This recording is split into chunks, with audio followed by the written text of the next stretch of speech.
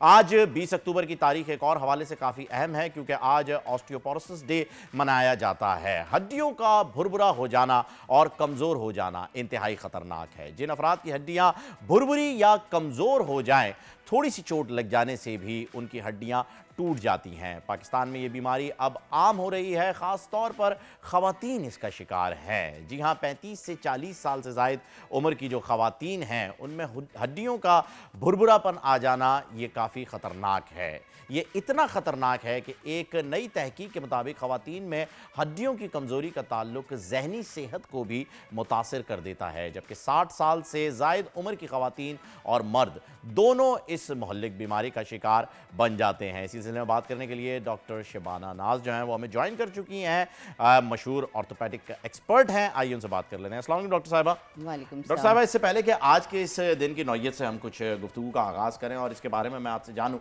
अभी थोड़ी देर पहले आपने भी सुना होगा कि फ़खर जमान जो है वो उनकी घुटने की जो पुरानी तकलीफ थी वो वापस आ गई है। तो आप मस्कुलर पेन की भी जो है वो एक्सपर्ट हैं, तो आपको मालूम होगा। मैं ये जानना चाहता हूँ कि इस किस्म के जो इश्यूज़ होते हैं खिलाड़ियों के आपके पास आते रहते होंगे, आपके लिए कोई नई बात तो है नहीं, इसे रिकवर होने में कितना टाइम लगता है और इस नौयत के जब मैचेस हों और खिलाड़ी मौजूद हों तो उनकी रिकवरी के लिए क्या हम इसमें कोई फास्ट ट्रैक यूज़ कर सकते हैं?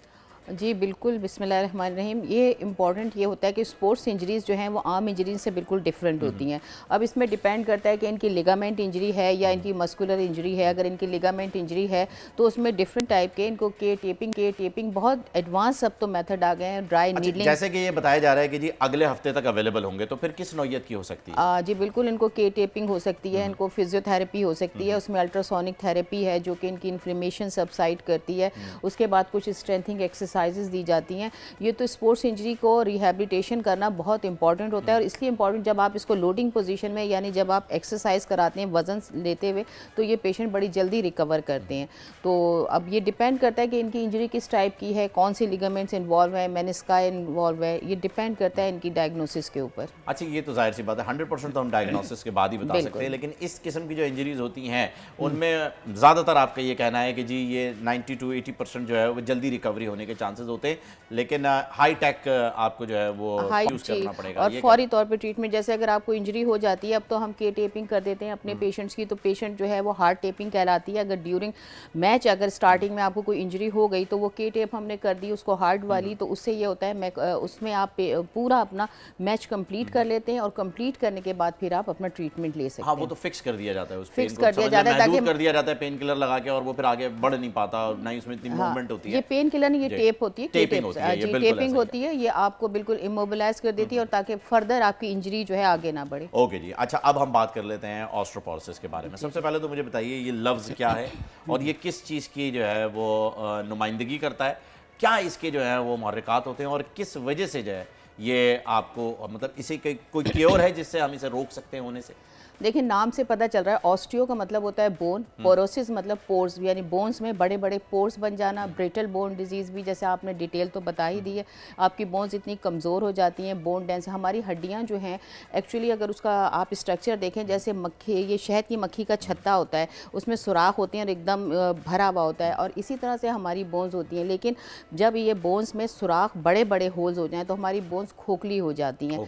और ये हमारा, इसको हम कहते हैं साइलेंट थीफ, ये खामोशी से हमारी बॉडी में आके बैठ जाता है ये मर्ज, और शुरू में हमें पता ही नहीं चलता, और आज पता जब चलता है कि जब ये काफ़ी आगे गुजर चला जाता है। स्पेशली ये पूरी बोन्स को इफेक्ट करता है, लेकिन ज़्यादातर ये बोन मैरो को भी इफेक्ट करता है। जी, बोन मैरो पे, अंदर बोन के इंटरनल स्ट्रक्चर को ही मैरो जो है ये इफेक्ट करता है। और हमारी जो स्पाइन है, स्पेशली हमारे वर्टिब्रा उनके ऊपर, हिप जॉइंट पे और हमारी रिस्ट, इन ये ख़ास इसके जो है पसंदीदा जॉइंट्स होते हैं जिसके ऊपर जो है ये ऑस्टियोपोरोसिस इफेक्ट करता है। इंसान का पूरा स्ट्रक्चर ही जो है वो आपके बिल्कुल बैकबोन के ऊपर है, बैकबोन के ऊपर उन्हें ही जो है ये टारगेट सबसे पहले करता है। इससे बचा कैसे जा सकता है? देखिए, इसमें बचने का बहुत आसान तरीका है।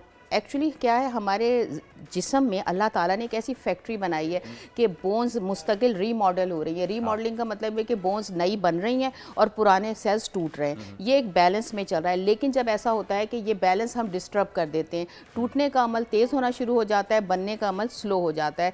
तो इस इम्बैलेंसमेंट की वजह से जो है हमारी बोन्स की डेंसिटी के ऊपर इफेक्ट पड़ता है, और वो पड़ता है हमारी अपनी गलतियों से, और कुछ ऐसे चीज़ें हैं जिन्हें हम रोक नहीं सकते। जी, पॉस्चर भी है। सबसे इम्पॉर्टेंट है विटामिन डी, कैल्शियम, क्योंकि हमारा 99% कैल्शियम हमारी बोन्स में होता है और हमारे दांतों में होता है। उसके अलावा सेडेंट्री लाइफस्टाइल, कि आप बैठे एक्सरसाइज नहीं करें, वॉक नहीं करें, स्मोकिंग, जो लोग स्मोकिंग करते हैं उनकी हड्डियाँ बड़ी तेज़ी से कमज़ोर होती है। अल्कोहल, जो कि शराब नोशी करने वालों को भी जो है बहुत ज़्यादा इसका इफेक्ट होता है। हाइपरथायराइडिज्म, थायराइड के, या आपको जीआईटी का प्रॉब्लम है, आपको लीवर की कोई बीमारी है, ये सारी चीज़ें तो इसमें आ गई। फैमिली हिस्ट्री है। लेकिन इसमें जो टाइप 1 है वो उसको हम सिनाइल ऑस्टियोपोरोसिस कहते हैं। सिनाइल का मतलब एज रिलेटेड। उसमें मोर देन 50 साल से ऊपर जो मर्द और ख़वातीन हैं उनके हार्मोन्स जो हैं वो ज़ाहिर है कम होते हैं। उसमें एस्ट्रोजन फीमेल्स में, मेल्स में टेस्टोस्टेरोन, तो उससे एकदम से आपकी बोन्स जो है 35 साल से 40 साल के बीच में हमने सुना, ये तो एज फैक्टर नहीं है। ये क्या है? ये इसमें क्या वजह है? मैं आपको बता रही हूँ, इतनी यंग एज, हम तो इसे यंग एज ही कहेंगे कि इतनी यंग एज के अंदर क्यों हो रहा है? हाँ, जो ये सिनाइल जो कहलाते हैं या जो पोस्ट मेनोपॉजल जो हैं वो तो टाइप 1 में आती है। टाइप 2 जो आती हैं वो डिजीज़ रिलेटेड होती हैं। अब जैसे जिनको 30 to 35 ईयर, तो ये वो लोग हैं जिनके हार्मोनल डिसऑर्डर है, जैसे मैंने बताया थायराइड का कोई मसला है, हाइपरथायराइडिज्म है, कोई जीआईटी का प्रॉब्लम है, उनके लीवर की कोई बीमारी है, तो ऐसे लोगों में फिर एज मैटर नहीं करती। कोई भी हार्मोनल डिसऑर्डर्स है उसकी वजह से ट्रिगर कर देता है। जी, वो उसको ट्रिगर कर देता है और फिर आपको ये प्रॉब्लम आपकी असल में होता ये है। एक छोटी सी बात बहुत इंपॉर्टेंट ये है कि हमारी बोन पीक मास होता है, जिसमें हमारी हड्डियां ज़्यादा से ज़्यादा मतलब आपकी हड्डियों में ताकत कितनी है ये आपकी शुरू होती है चाइल्डहुड से लेके जब से आप पैदा हुए हैं, और 25 से 30 साल की उम्र तक जो है आपकी बोन्स ताकतवर होती हैं। और अगर आपकी बोन पीक मास अच्छा है तो आप 70-80 साल तक आपकी हड्डियां काम करती हैं। यानी वो जो हमारे बुजुर्ग कहते हैं जी, हाँ, हमने तो देसी खाया था, तुम तो ये पता नहीं क्या तरह क्या खा रहे हो। जी, वही चाइल्डहुड में अगर आपका बोन पीक मास 30 साल की उम्र तक अच्छा नहीं है तो आगे आपकी बोन्स खुद ब खुद ही जो है वो डिटोरिएट होने शुरू हो जाती हैं। ओके, चलें, ये तो हमें पता चल गया कि ये कैसे होता है। अब इसके लिए हम इसे बचाव के लिए आपने बताया कि जी कैल्शियम की कमी होती है तो हो जाता है, विटामिन नहीं मिलते, विटामिन डी की कमी होती है तो हो जाता है। विटामिन डी हम नेचुरल सोर्स बताइए, धूप के अलावा हम खाने से कैसे हासिल कर सकते हैं? और कैल्शियम में हमने ये सुना है किसी से, एक न्यूट्रिशन हमारे पास यहीं शो में आई थी, उन्होंने बताया कि जी कैल्शियम का इंटेक अगर ज़्यादा हो जाए तो वो भी नुकसानदेह होता है और आपको पता नहीं चलता कि वो ज़्यादा हो रहा है। जैसे दूध, दही, लस्सी में कैल्शियम का इंटेक इतना ज़्यादा होता है कि वो फिर एक्सीड कर जाता है। तो उसकी एक लिमिट भी बता दीजिए कि जी कितना कैल्शियम पर डे के हिसाब से, 1 गिलास दूध, 2 गिलास, क्या? देखिए, कुछ चीज़ें ऐसी होती हैं अगर आप उसको एक्सटर्नल सोर्स से ले रहे हैं तो वो ख़तरनाक हो सकती हैं, उसका लेवल मेंटेन करना बहुत ज़रूरी होता है। सप्लीमेंट, टैबलेट्स की फॉर्म में ले रहे हैं, लेकिन अगर आप डाइटरी फॉर्म में ले रहे हैं तो वो चीज़ें जो हैं वो आपके लिए ख़तरनाक नहीं होती। कैल्शियम जो है नॉर्मली हमें 1200 mg पर डे हमारी रिक्वायरमेंट होती है, और कैल्शियम जब तक हमारी बॉडी में एब्जॉर्ब नहीं होता जब तक हमारा विटामिन D3 का लेवल ना हो। अगर विटामिन D3 और कैल्शियम एक दूसरे के लाजमी मलजूम है, और हमें विटामिन D3 तकरीबन 600 इंटरनेशनल यूनिट हमें चाहिए होता है। अगर ये बहुत ज़्यादा सब्ज़ पत्ते वाली सब्जियों में होता है और उसके साथ साथ ओमेगा 3 में होता है लेकिन उसके बाद ख़ास किस्म के जो पोल्ट्री मसनूआत हैं उसमें भी है। लेकिन इसके अलावा ये सब चीज़ें खाने के बावजूद, नट्स वगैरह लेने के बावजूद में भी होता है ना, पीले हाँ जी, 300 के करीब हम ले सकते हैं, जबकि हमारी 600 रिक्वायरमेंट। तो उसका बेहतरीन सोर्स है सनलाइट। आप 12 बजे से पहले और 4 बजे के बाद की 20 मिनट की जो है वो धूप लेना बहुत ज़रूरी है। और जो लोग अफोर्ड कर सकते हैं सैल्मन फ़िश, उसके अंदर जो है बड़ी मिकदार में विटामिन डी होता है। और कैल्शियम के जो सोर्स हैं उसमें आपने सीड्स, जो सस्ता है, नट्स में आप मूंगफली ले सकते हैं।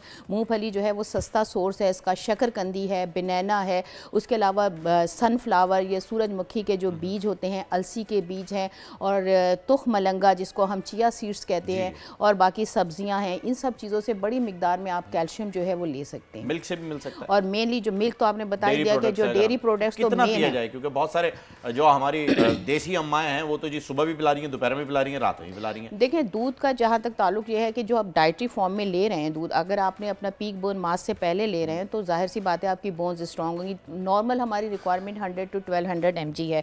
आप जब डाइटरी फॉर्म में लेते हैं तो जितनी बॉडी में ज़रूरत होती है वो यूटिलाइज होता है, बाकी निकल जाता है। अच्छा। ये हमारी बॉडी में कुदरती अमल है, उसमें कोई एक्स्ट्रा जब होता है जब आप टैबलेट्स फॉर्म में, सप्लीमेंट्स में लेते हैं। तो अगर आप नेचुरल सोर्स से ले रहे हैं तो उससे कोई फर्क नहीं पड़ता जितना भी, क्योंकि वो बैलेंस डाइट होती है, उसमें सिर्फ आपकी कैल्शियम और विटामिन D3 नहीं होती, उसके साथ मिनरल्स भी होते हैं, वाइटामिन भी होते हैं, वाटर भी होता है, उसमें मल्टीपल एक कंप्लीट बैलेंस डाइट होती है। तो कुदरत की बनाई हुई कोई भी चीज़ जो है वो नहीं। हाँ, अलबत्ता अगर आपको डायबिटीज़ है या आपको ब्लड प्रेशर है, वो तो फिर आप कंडीशंस के हिसाब से, बीमारी की साथ जो है वो आपको एहतियात से फिर लेनी होती है। अगर आप बिल्कुल नॉर्मल हैं और ऐसी कोई बीमारी नहीं है, जैसे कि हम बात कर रहे हैं 5 साल से लेके 20 साल तक के बच्चों की, जिसका आपने बताया, अभी जिक्र भी किया कि ये आपकी बोन्स जो हैं वो उस वक्त स्ट्रांग हो रही होती हैं, तो उनके लिए कोई नुकसानदेह चीज़ नहीं है, जितना भी जो है वो इस्तेमाल करें, कर सकते हैं, एक्सीड जो होगा वो निकल जाएगा। अच्छा, अब मुझे ये बताइए कि पता कैसे चलता है कि ये बीमारी आपको हुई है?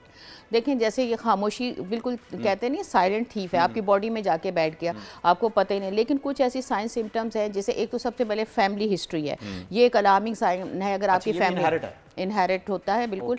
अगर आपकी फैमिली में ये बहुत ज़्यादा है, आप स्मोकिंग करते हैं, आप अल्कोहल लेते हैं, या आपको कोई मैदे की बीमारी है, लीवर की बीमारी है, किडनी का आपको कोई प्रॉब्लम है, तो फिर जो है आपका वेट ज़्यादा है, तो आप एक अलार्मिंग साइन आपके दिमाग में है। तो पता इस तरह चलता है कि आपकी रीढ़ की हड्डी में आपके मोहरे जो है वो कोलैप्स होना शुरू हो जाते हैं, या डेंसिटी कम होगी तो वो नीचे की तरफ आ जाएंगे, पिचक जाएंगे, तो आपको आगे की तरफ जो है आप झुकना शुरू हो जाते हैं। आपने देखा ना, बूढ़े जो है उसको डाउजर हम कहते हैं, वो बूढ़े एकदम आगे की तरफ होना शुरू हो जाते हैं। उसके बाद ये ज़्यादा इफेक्ट, जैसे मैं बताया, हिप जॉइंट के ऊपर इफेक्ट करती है, आपकी कमर में सीवियर पेन होगा, रिस्ट जॉइंट में आपके बहुत ज़्यादा दर्द होगा, बाकी तो सारे जॉइंट्स को ये करती है, लेकिन ये 3 जॉइंट्स में ज़्यादा पेन होगा, और ऑटोमेटिकली जो है आपकी मूवमेंट ख़त्म होना चली जाएगी। और फिर ये है कि इंटर रिलेटेड होते हैं, जब आपकी कमर में दर्द होगा, घुटने में भी दर्द आ जाएगा, आपके एंकल में, यानी आपकी मूवमेंट्स ख़त्म हो जाएगी, उठने और बैठने में तकलीफ होगी। बेसिकली तो आपकी स्पाइन में सीवियर कमर के दर्द के साथ हमारे पास पेशेंट्स आते हैं, उसके साथ उनका कद छोटा हो जाता है, आगे की तरफ झुक जाते हैं, तो ये ख़ास किस्म की जो है वो साइन सिम्टम्स हैं। लेकिन ये है कि अब जो हम अवेयरनेस देते हैं या जो हम ट्रीटमेंट देते हैं, उसका मकसद ये होता है कि मज़ीद बोन डेंसिटी को हमने कम करना है। उसके लिए हम जो है कैल्शियम रिच जो है वो डाइट दी जाती है, विटामिन डी का लेवल मेंटेन किया जाता है। जाते रहते डॉक्टर साहब, मैं चाहूँगा कि आप ये भी बता दीजिए कि आप डिफ्रेंशिएट कैसे कर सकते हैं इस बीमारी को? इसका कोई टेस्ट होता है, इसके ज़रिए पता चलेगा कि आपको जो है ये बीमारी है? जी, सबसे पहले तो ये है कि सिंपल प्लेन एक्सरे में डॉक्टर्स को जज कर लेता है कि डेंसिटी। उसके अलावा इसका ड्यूअल एनर्जी एक्सरेज होते हैं, जिसको हम डेक्सा स्कैन कहते हैं।